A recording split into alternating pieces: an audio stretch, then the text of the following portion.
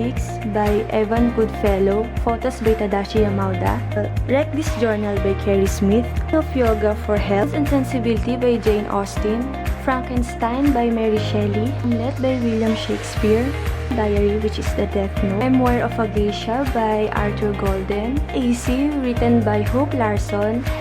illustrated by Tintin Pantoja, The Little Prince, The Bully, 70 authors tell their stories edited by Megan Kelly Hall and Kerry Jones, Extremely Loud and Incredibly Close by Jonathan Safran Foer,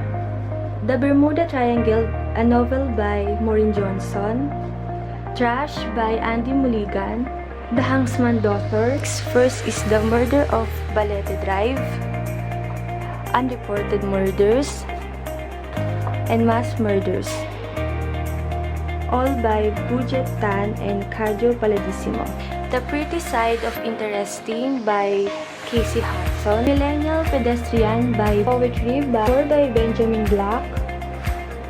Love and Misadventure, Lullabies, all by Langlia, Going Solo by Roald Dahl, This Is How You Lose Her by Juno Diaz, Banks by R.L. Stein, number 41, Danger Time, Attack on Titan 2 by Hajime Isayama, Craft, the official movie novelization, Dorotan, story by Chris Metzen, novel by Christy Go, To Kill a Mockingbird by Harper Lee, Wicked, and Son of a Witch, both written by Gregory Ad Thomas, Forever Odd, both written by Tim Kuhn, written by Isagami and Sakazuki. Moving on to my favorite shelf, Unravel Me, Night Me, all by Tahereh Mafi. Miss Peregrine's trilogy, first is Miss Peregrine's Home for Peculiar Children, Happy City, and Library of Souls, written by Ransom Riggs. The Legend trilogy, first is Legend, Prodigy, and Champion, written by Mary Lou. Young Elites by Mary Lou, Who Like Ashes, Ice Like Fire, both by Sarah Rush. Every Day, Another Day, both by David Levitan. The Hunger Games trilogy, first is The Hunger Games, Catching Fire, and Mockingjay, written by Stephen Collins. The Percy Jackson series, first is Percy Jackson, The Lightning Thief, The Sea of Monsters, The Titan's Curse, The Battle of the Labyrinth,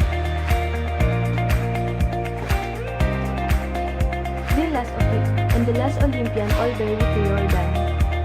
Aristotle and Dante Discover the Secrets of the Universe by Benjamin Allier Sens,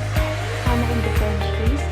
Lola and the Boy Next Door by Stephanie Perkins, The Statistical Probability of Love at First Sight,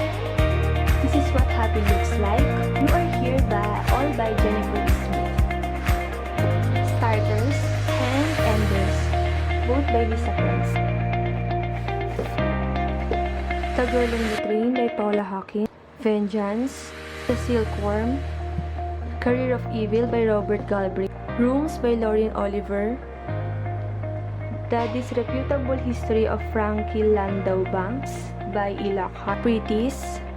Extras, both written by Scott Westerfeld, Dark Insight by Jane Roberts, Necromancing the Stone by Lish McBride, Deadline by Sandra Brown, Angel Fall by Susan E., The Stars of the Dead by Kimberly Derting, The Rest of Us Just Live Here by Patrick Ness, The Diviner, Rebel Angels, Farting, all by Liba Bray, Faithful by Claudia Gray, Madman's Daughter, A Cold Legacy, both by Megan Shepherd, Absolutely True Diary of a Part-Time Indian, written by Sherman Alexie, Speak by Lori Hals Anderson, Ring of Haruhi Suzumiya, written by Nagaru Tanigawa, Heaven is for Real by Todd Werpo, Me, Earl and the Dying Girl by Jess Andrew, My Heart and Other Black Holes, written by Jasmine Warga, Anatomy of a Misfit by Andrea Fortes, To All the Boys I Loved Before by Jenny Han. Full of Good and Evil by Soman Chainani. Moving on to my last shelf, which is my hardbound books.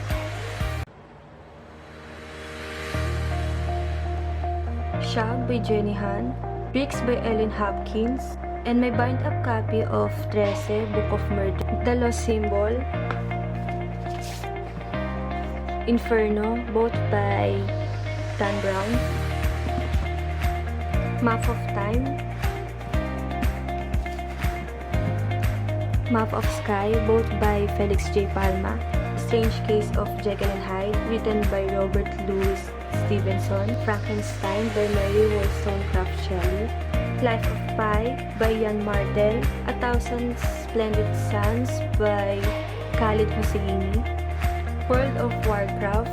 Tides of War, written by Christy Golden, Belzar by Meg Wolitzer, Tis a Memoir, Angela's Ashes, A Memoir of a Childhood, both by Frank McCourt, Some Kind of Fairy Tale by Graham Joyce, The 13 Reasons Why by Jay Asher, All These Things I've Done by Gabrielle Zevin, Shadow of Blackbirds by Kat Winters, Breathe by Sarah Crossan, The Chaos by Neil Hopkins, Stig Dog by Tom Watson, Rage Within by Jane Roberts, Bath by Tim Tarp, The Poison Apples by Lily Archer, The Name of the Star, Madness Underneath, both by Maureen Johnson, Cruel by Jenny